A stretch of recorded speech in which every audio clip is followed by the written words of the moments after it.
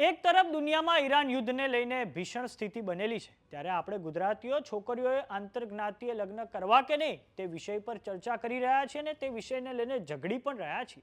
તાજેતરમાં જ તેનું એક ઉદાહરણ ઊણ ગામે જોવા મળ્યું, જ્યારે ચૌધરી સમાજ અને રબારી સમાજ વચ્ચે ધીંગાણું થયું હતું. આ સમગ્ર મામલે બનાસકાંઠા પોલીસે હવે જાહેર જનતાને અલગ અલગ જૂથો વચ્ચે વૈમનસ્ય ફેલાય તેવા મેસેજ ના કરવા અપીલ કરી છે.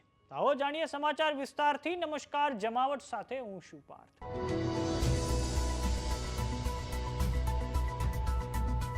થોડાક સમય અગાઉ ઓગળ તાલુકાના ઊણ ગામે રબારી સમાજ અને ચૌધરી સમાજ વચ્ચે જે હિંસક ઘટના બની હતી તેને લઈને હવે બનાસકાંઠા પોલીસે જાહેર જનતાને અપીલ કરી છે કે આ ઘટનાને લઈને કેટલાક લોકો દ્વારા સોશિયલ મીડિયા પ્લેટફોર્મ જેમ કે ઇન્સ્ટાગ્રામ છે, ફેસબુક છે, ટ્વિટર છે, તેની પર અલગ અલગ જૂથો વચ્ચે ઘર્ષણ થાય, લાગણી દુભાય અને કોમી એકતાને હાનિ પહોંચે તેવા મેસેજ અને પોસ્ટ કરવામાં આવ્યા છે.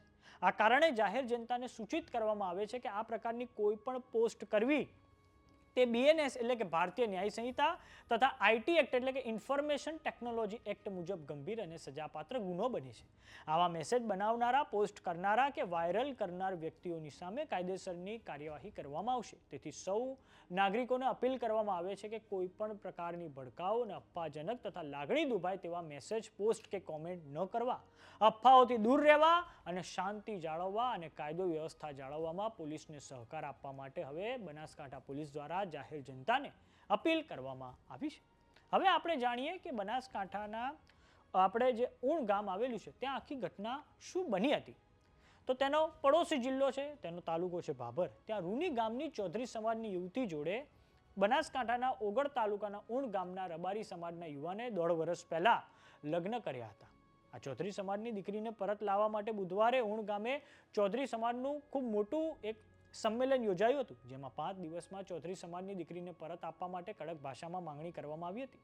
આ સંમેલન પછી ચૌધરી સમાજના લોકો મોટી સંખ્યામાં ઓગળ તાલુકાના ઊણ ગામમાં પહોંચ્યા હતા, જ્યાં ગામમાં આવેલી દુકાનો ઉપર અને કેટલાક વાહનોમાં ભયંકર તોડફોડ કરવામાં આવી હતી. આ સાથે જ રાષ્ટ્રીય ધોરીમાર્ગ ડીસા રાધનપુર હાઈવે 1 કલાક સુધી બ્લોક કરવામાં આવતા ટ્રાફિક જામ સર્જાયો હતો. આ ઘટનામાં એક પોલીસકર્મી સહિત 7 લોકોને ઈજા પહોંચી હતી. પોલીસે આ મામલે કાર્યવાહી કરવી પડી હતી. ટીયર ગેસના સેલ પણ ટોળા પર છોડવા પડ્યા હતા અને આ પછી લાઠીચાર્જ કરવો પડ્યો હતો. આ ઘટનામાં તોડફોડ કરનારા 1000 લોકોની સામે આ પછી બનાસકાંઠા પોલીસે ફરિયાદ પણ નોંધી છે અને જે નેતાઓએ આ ટોળાને ઉશ્કેરણી કરી હતી તેમની પણ ધરપકડ કરવામાં આવી છે. આ ઘટનાને પગલે ઓગળનું ઊણ ગામ પોલીસ છાવણીમાં ફેરવાયું હતું. ગામમાં 200થી વધારે પોલીસ જવાનોનો કાફલો ખડકી દેવામાં આવ્યો હતો. આમ એક આંતરજ્ઞાતીય લગ્નએ કેટલું હિંસક સ્વરૂપ ધારણ કર્યું તે આ ઊણ ગામની ઘટના પરથી જોઈ શકાય છે. તો સમાચારોમાં અત્યારે બસ આટલું. જતા રહો જમાવટ. જો તમે અમને YouTube પર જોઈ રહ્યા તો સબસ્ક્રાઇબ કરો, જો તમે અમને Facebook પર જોઈ રહ્યા તો ફોલો કરો. સાથે જ અમારી WhatsApp ચેનલ આવી ગઈ છે, જોઈન કરવાનું ના ભૂલતા. નમસ્કાર.